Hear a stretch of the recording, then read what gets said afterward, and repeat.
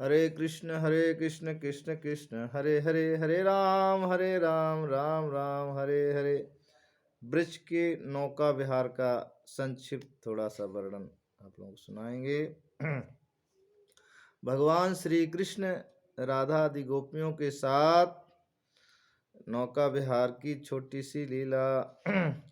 ब्रज में आषाढ़ी शुक्ल तृतीया के दिन, आषाढ़ जो सावन भादव कुमार कार्तिक जो महीने होते हैं हिंदी के, उसमें आषाढ़ की शुक्ल तृतीया के दिन श्री राधा और श्री कृष्ण सखियों सहित नित्य लीला क्रम से मध्याह्न के समय, दोपहर के समय श्री राधा कुंड पर श्री राधांग वर्णन के बाद बंसी प्राप्ति योग पीठ लीला आदि करते हैं। तत्पश्चात श्री वृंदा देवी बोली, हे राधे, हे श्री कृष्ण, हे सखीगण, आप सब गोवर्धन चलकर वन शोभा दर्शन तथा अशोक वाटिका में लीला आदि करें। वृंदा महारानी इस तरह से कहती हैं कि ये लीला होने के बाद वहाँ चल के वन की शोभा का वर्णन देखें, उसको दर्शन करें।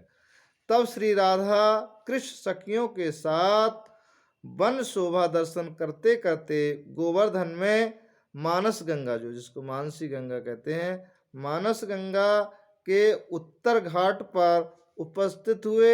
इसी घाट में एक सुंदर नौका देखकर भगवान श्री कृष्ण आगे जाकर नौका पर चढ़कर पतवार पकड़कर खड़े हो गए। यह देखकर कौतिक वसता श्री राधा भी सखियों के साथ नौका पर चढ़कर पतवार चलाने लगी। क्रमशः नौका गंगा के मध्य में आ गई। इसी समय आकाश में मेघाच्छन्न होकर प्रबल झड़के साथ रहकर विद्युत चमकने लगी। आकाश में बिजली चमक लगी, मेघ गर्जन तथा वृष्टिपात होते होते चारों ओर अंधकार हो गया, चारों ओर घनघोर अंधकार।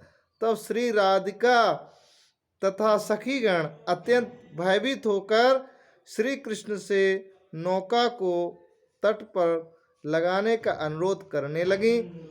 प्रबल झंझावट तथा वृष्टिपात से गोपांगनाओं को केस कबरी बिखर गई। जितने जो उनके केस थे गोपांगनाओं के, सब के सब बिखर गए तथा बोली वस्त्र अंगों से लिप्त होकर अदृश्य होने से मनोमुग्ध कर अपूर्व अंग श्री धारण कर रहे श्री कृष्ण आनंदित मन से दर्शन करने लगे। उधर मानस गंगा के भीतर तरंग अकुल होने से तरंग उछल उछल कर नौका में प्रवेश करने लगी, मतलब जो लहरें हैं वो नौका में आने लगे। सखीगण अत्यधिक भयभीत बेहल होकर नौका को तीर पर लगाने के लिए श्री कृष्ण से बारंबार अर्थ करने लगे कि किनारे पे लगा दीजिए, तीर पे लगा दीजिए। सब भयभीत होने लगे तो अनुरोध करने लगे। कौतिक कृष्ण कपट भाव से बोले, चेष्टा तो कर रहा हूँ परंतु किस दिशा में तथा कहाँ लगाऊं, कुछ भी दिख नहीं रहा है। नौका रात्रि के समय नौका में कुछ दिख नहीं रहा, अंधेरा है, घनघोर बादल गरज रहे हैं, बारिश हो रहा है, बिजली चमक रही। सखीगण अन्य उपाय होकर नौका का जल निकालने लगी। जो बारिश हो रही थी तो क्या करने लगी सखीगण, उस नाव में से पानी निकाल लेंगे। तरंग के आंदोलित होने से जब नौका अतिशय आंदोलित होने लगी, बहुत ज़्यादा नाव डगमगाने लगी, तो श्री राधा ने भयभीत होकर श्री कृष्ण का कंठ जकड़ लिया।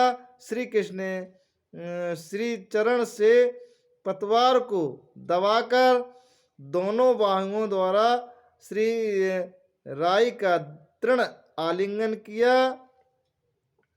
श्री राई का राई गलत कर दी, श्री राधा का होगा, राधा का दृढ़ आलिंगन किया। तब नौका घूमते घूमते पुलिन पर जा लगी। श्री कृष्ण श्री राय को पक्ष में लेकर पुतिन स्थित अशोकानंद कुंज मंडप में प्रवेश करके केली विलास सागर में मग्न हुए। तब झड़ वृष्टि भी रुक गई, जो बारिश हो रही थी वो रुक गई, जो घनघोर बारिश हो रही थी। विलास के अंत में सखीगण आकर कुंज छिद्र में नयन अर्पण करके श्री राधा कृष्ण की रूप माधुरी दर्शनानंद में मग्न हुई।